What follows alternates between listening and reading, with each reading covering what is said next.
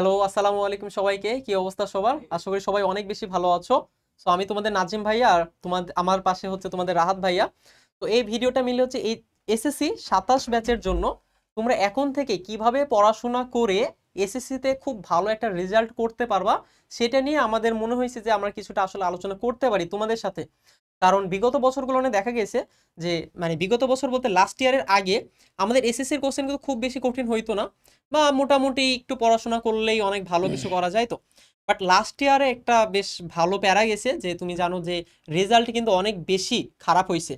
Even শুধুমাত্র এ plus পাওয়া না, পাশের সংখ্যা কিন্তু 70-এর নিচে চলে আসছে।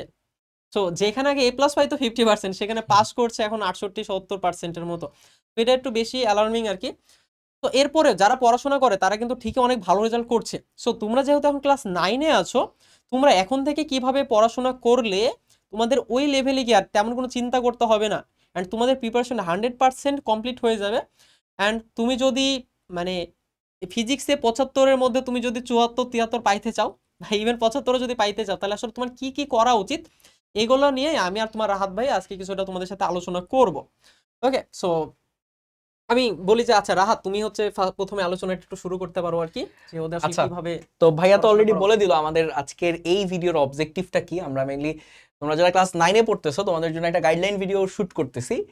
তো ক্লাস 9টা কিন্তু আসলে তোমার বেসিকটা বিল্ড আপ করার সবচেয়ে পারফেক্ট সময়। ক্লাস 10-এ ওঠার পরে তোমার স্কুলে প্রি টেস্ট পরীক্ষা, টেস্ট পরীক্ষা, মডেল টেস্ট পরীক্ষা, এসএসসি পরীক্ষা, অনেক পরীক্ষা থাকবে, অনেক প্রেশার থাকবে। তখন কিন্তু তুমি কিন্তু ওই প্রেশারটার সাথে হয়তো প্রথম থেকে কোপ আপ নাও করতে পারো। যেমন প্রি টেস্ট পরীক্ষা দেখবা 10-এ ওঠার প্রথম 6 থেকে 7 মাসের মধ্যেই শুরু হয়ে যাবে প্রি টেস্ট পরীক্ষাটা। তারপরে আস্তে আস্তে প্রি টেস্ট যেতে 1 মাস চোখের পলকে দেখবা চলে যাবে। তারপরে টেস্ট পরীক্ষা 1-2 মাস পরে, তার 1-2 মাস পরে আবার মডেল টেস্ট নেয় অনেক স্কুলে, তারপরে আবার এসএসসি পরীক্ষা। সো ওই টাইমটাতে আসলে তুমি একটা চ্যাপ্টার যে পড়ে নিজের প্রিপারেশনটাকে ঝালাই করবা, এই সুযোগটা একটু কম থাকে। এই যে এখন তুমি অলরেডি ক্লাস 9-এ 8 মাস শেষ করে ফেলছো, আজকে হচ্ছে সেপ্টেম্বরের 1 তারিখ।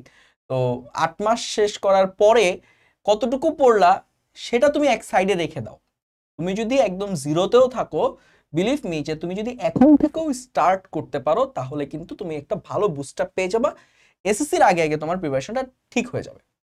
তো আমি তোমাদেরকে বলবো যে তুমি আসলে তোমার প্রিপারেশনটা কিভাবে একদম প্রিপেয়ার করতে পারো, একদম এ টু জেড কোন কোন স্টেপ ফলো করা উচিত তোমার এসএসসির প্রিপারেশনের জন্য।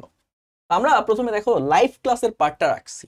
লাইভ ক্লাসের পার্টটা হচ্ছে দেখো তোমার লার্নিং ফেজে তুমি কি পড়বা, কিভাবে পড়বা, এই জিনিসটা শেখার জন্য সবচেয়ে important part at this moment in our country. কারণ আমাদের যে টেক্সট বুকটা আছে সেই টেক্সট বুকের মধ্যে আসলে ইনাফ পরিমাণ থিওরি ওইভাবে ভালো করে আলোচনা করা হয় নাই, বা একদম গোছানো কোনো প্রিপারেশন কোনো বইতে তুমি একটা বই পড়ে পাবা না।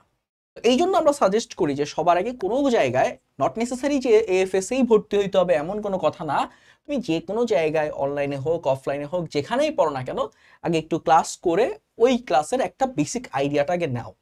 কোন ফর্মুলা কিভাবে আসে, কিভাবে করতে হয়, এই জিনিসটা তুমি আগে জানো। এরপরে তুমি ওই যে ক্লাসগুলাতে, সবাই ক্লাসে আমরা যে কোনো জায়গায় তুমি পড়ো না কেন, তারা কিছু প্রবলেম সলভ করায়। আমরা যেমন প্রত্যেকটা চ্যাপ্টারে ট্রাই করি 20 থেকে 30টার মতো প্রবলেম এক চ্যাপ্টার থেকে সলভ করাতে, যাতে করে ওই 20-30টা প্রবলেম কেউ যদি করতে পারে ঠিক মতো নিজের হাতে, তাহলে তার যাতে যে কোনো রিটেন কোশ্চেনে কোনো ধরনের কোনো প্রবলেম না হয়। তো এই প্রবলেমগুলো তোমার প্র্যাকটিস করা লাগবে নিজে থেকে, হাতে, নিজের হাতে প্র্যাকটিস করা লাগবে। লাইভ ক্লাস প্রথমে করবা, তারপর ওই ক্লাসের উপর বেস করে প্র্যাকটিস প্রবলেম করবা। এক মিনিট। সো এই প্র্যাকটিস প্রবলেমের জন্য তোমরা বিভিন্ন গাইড দেখে আসলে প্র্যাকটিস করতে পারো। তো গাইডে কিন্তু সলিউশন দেয়া থাকে। সো আমি বলবো যে তোমরা গাইডে সলিউশনটা ঢেকে নিজে নিজে খাতা কলমে করা আর কি। আমি এমন করতাম যে আমি একটা ব্ল্যাঙ্ক পেজ নিতাম, সাদা পেজ। সো এটারে হচ্ছে ভাঁজ করে রাখতাম, বুঝছো? সো যে প্রশ্নটা আমি সলভ করতাম ওই সলিউশনটা ঢেকে রাখতাম ওই পেজ দিয়ে, শুধুমাত্র প্রশ্নটুকু দেখে আমি নিজে অ্যান্সার করা ট্রাই করতাম। সো যখন আমি পারতাম না বা কোনো সমস্যা হইতো বা অ্যান্সার করার শেষ পরে আমি গিয়ে দেখতাম আসলে এটা মিলছে কিনা। সো এইভাবে কিন্তু প্র্যাকটিসটা ভালো হয়। অ্যান্ড অবশ্যই ইন টাইমে করা ট্রাই করবা। তুমি একটা ম্যাথ করছো, সো একটা টাইম তুমি ফিক্স করে নিবা, 3 মিনিট 4 মিনিট এর মধ্যে তুমি করা ট্রাই করবা। সো দেখবা এটা বেশি ইফিসিয়েন্ট হবে আর কি। আচ্ছা, এরপরে তোমার যদি রিটেনের পার্টটা কমপ্লিট হয়ে যায়, তোমার কাজ হচ্ছে কিছু এমসিকিউ প্র্যাকটিস করা। অলরেডি ভাইয়া বললো টাইমের একটা কথা উল্লেখ করছে। রিটেনে দেখা যায় যে 4টা সিকিউ আর 5টা শর্ট কোশ্চেন লিখতে তোমার 2 ঘন্টা 30 মিনিট সময় থাকে। হোয়ারাস 2 তুমি ঘন্টা। যখন 2 2 ঘন্টা, ঘন্টা, হ্যাঁ। আচ্ছা, হোয়ারাস তুমি যখন হচ্ছে এমসিকিউ পরীক্ষা দিচ্ছ, এমসিকিউ পরীক্ষাতে তোমার সময় থাকতেছে 25 মিনিট, 25 মিনিটে তোমার 25টা এমসিকিউ দিতে হচ্ছে। এইটা কিন্তু একটা চ্যালেঞ্জিং ব্যাপার, 1 মিনিটে একটা এমসিকিউ সলভ করাটা কিন্তু চারটিখানি কথা না। তো এই জন্য তুমি একটু কষ্ট করে বোর্ডের যে এমসিকিউ গুলো আছে, সেই বোর্ডের এমসিকিউ গুলা একটু সময় ধরে সলভ করার চেষ্টা করো। চেষ্টা করো তুমি প্রথম দিনে একটু, যদি টাইম তোমার বেশি লাগে 30 মিনিটে 25টা করার চেষ্টা করো, তার কিছুদিন পরে তুমি 28 মিনিটে 25টা করার চেষ্টা করো। এইভাবে টাইমটা কমাইতে কমাইতে শেষ পর্যন্ত তুমি 20 মিনিটে 25টা করার চেষ্টা করো। তাহলে কি হবে, 20 মিনিটে তুমি তো পরীক্ষার হলে আমি বলতেছি না তাড়াহুড়া করে ভুল করে আসো, তুমি যদি 20 মিনিটে টার্গেট রাখো সেটা আর 2-3 মিনিট তুমি এক্সটেন্ড করে নিয়ে যেতে পারবা। তো এইভাবে একটু টাইমটা মেনটেন করে এমসিকিউটা প্র্যাকটিস করার চেষ্টা করো। আর ফাইনালি মোস্ট ইম্পর্টেন্ট পার্ট, এইটা হচ্ছে ফিজিক্সের সবচেয়ে কনসেপচুয়াল জায়গা, শর্ট কোশ্চেন। কারণ প্রবলেম কিন্তু আমরা মোটামুটি কম বেশি সবাই সলভ করতে পারি, ফর্মুলা যদি জানি, গিভেন দ্যাট দেওয়া আছে, আমরা জানি উত্তর বের করে ফেলবো। এইখানে কিন্তু আসলে তেমন একটা ক্রেডিট নাই। বাট তুমি যদি একটা কনসেপচুয়াল প্রশ্ন উত্তর করতে পারো, বিশেষ করে খ নাম্বারের প্রশ্ন, শর্ট কোশ্চেন, সেগুলোতে কিন্তু অনেক টুইস্ট দেওয়া যায়, নতুনত্ব নিয়ে আসা যায়। তোমার কিন্তু বেসিকটা ওইখানে যাচাই করার অনেক সুযোগ আছে। শর্ট কোশ্চেনে এখন থেকে বিশেষ করে ফোকাস দাও, কারণ 10 নম্বর আসবে পরীক্ষায় শর্ট কোশ্চেন থেকে। নাম্বারটা কম মনে হইতে পারে, কিন্তু তুমি একটু জিনিস চিন্তা করো, তোমাকে যদি টিচাররা চায় 4টা সৃজনশীলের খ যদি তুমি ঠিক মতো না লিখো, আর 5টা শর্ট কোশ্চেনের যদি ঠিক মতো না লিখো, 5 আর 4 9, এই 9 নাম্বারে 9 দুগুণে 18 নাম্বার থেকে 1 নাম্বার করেও যদি তোমাকে কেটে নেয়, তাহলে কিন্তু তোমার পরীক্ষা অলরেডি 100তে না দিয়ে তুমি কিন্তু 91তে দিচ্ছ পরীক্ষা। এরপরে তুমি যদি আবার বাই এনি চান্স একটা গ ভুল করে ফেলো বা একটা ঘ ভুল করে ফেলো, তাহলে কিন্তু তোমার আরো নাম্বার কমবে। যদি এমসিকিউ 2-4টা ভুল যায়, তাহলে কিন্তু আরো কমবে। সো তুমি কিন্তু এই জায়গাটাতে নাম্বার হারানোর কোনো সুযোগ নাই। তো এইটাতে একটা স্পেশাল ফোকাস তোমার দিতে হবে। আচ্ছা, সো অনেকেই হচ্ছে এই জিনিসগুলো ফলো করে, করার পরেও দেখা গেছে যে অনেকেরই সমস্যা থাকে। মানে সে লাইভ ক্লাস করে, প্র্যাকটিস করতে যায়, বলে যে ভাইয়া প্র্যাকটিস করতে গেছি বাট আমি তো পারছি না, বা আমি হয়তো বোর্ডের এমসিকিউ সলভ করছি, সো ভাই আমি ইন টাইমে শেষ করতে পারছি না। সো অনেক স্টুডেন্ট থাকে যারা খুব ভালো আসলে করে ফেলতে পারে নিজে নিজে, বাট অনেকেই থাকে যাদেরকে আমি দুর্বল অবশ্যই বলবো না, একটু বাট সময় লাগে আর একটু কি। সময় লাগে আর কি। বাট ওরা আবার দেখা যাচ্ছে যখন একবার অভ্যস্ত হয়ে যায় বা প্র্যাকটিস করে, অ্যান্ড এরা কিন্তু হার্ড ওয়ার্কিংও বেশি হয়। এটা দেখছি যে যারা একটু বেশি ট্যালেন্ট হয় না, তারা দেখবে অত হার্ড ওয়ার্ক করতে চায় না, অ্যান্ড আলটিমেটলি কিন্তু তারা খুব একটা ভালো করতেও পারে না। বাট যারা সময় দেয়, পড়ার টেবিলে সময় দেয়, যারা বিভিন্ন অল্টারনেটিভ খোঁজা ট্রাই করে, যে আচ্ছা ঠিক আছে আমি এভাবে বুঝছি না, বা আমার জন্য এটা ভালো প্রসেস না, সো এটা অল্টারনেটিভ কি হইতে পারে। সো আমরা চিন্তা করলাম যে ঠিক আছে একটা অল্টারনেটিভও তোমাদের সাথে একটু শেয়ার করি, অ্যান্ড এটা কিন্তু অনেক ইফেক্টিভ হবে যাদের উপরের কোনো একটা স্টেপে গিয়ে যদি একটু আটকাই যাও। প্রবলেম মনে হয় বা ফেস করো, তো তোমরা জাস্ট অল্টারনেটিভটা একটু খেয়াল করো আর কি। আমরা কি বলছি যে তোমরা লাইভ ক্লাস যারা আমাদের একাডেমিক ব্যাচে আছো করার সুযোগ পাচ্ছ, একাডেমিক ব্যাচে যদি থাকো, তারাও কিন্তু চাইলে এসএসসি ফিজিক্সের যে ওয়ান শট আমাদের ইউটিউবে যে প্লেলিস্ট আছে সেটা কিন্তু করে ফেলতে পারো। এটা কিন্তু সবার জন্য ওপেন। সো তুমি আমাদের কোর্সে থাকো বা না থাকো এটা কোনো ইস্যুই না। আসলে পুরো গাইডলাইন ভিডিওটা আসলে সবার জন্য, মানে আমরা যারা টিচার আছি, সো আমি বেসিক্যালি আমরা যে খুব বড় টিচার এমন না, মানে আমরা তো স্টুডেন্টে কাইন্ড অফ, বাট তোমাদেরকে পড়াচ্ছে তোমাদের জন্য আমরা টিচার। সো আমরা কিন্তু শুধুমাত্র আমাদের একাডেমিক ব্যাচের স্টুডেন্টের টিচার না, আমরা কিন্তু সবার টিচার, তাই না? সো সবাই যেন আমাদের থেকে উপকৃত হয়, এটা কিন্তু আমাদের চাওয়া। সো আমাদের জন্য অলরেডি ইউটিউবে আসলে প্রচুর পরিমাণ রিসোর্সেস আছে, অ্যান্ড এটা আমরা বারবার ইউজ করতে বলি কেন, কারণ এটা আসলে ইউজ করার মতোই রিসোর্সেস। তোমরা যদি এই ভিডিওগুলো ঠিক মতো দেখো, তোমরা কিন্তু সব ইজিলি শেষ করে ফেলতে পারবা।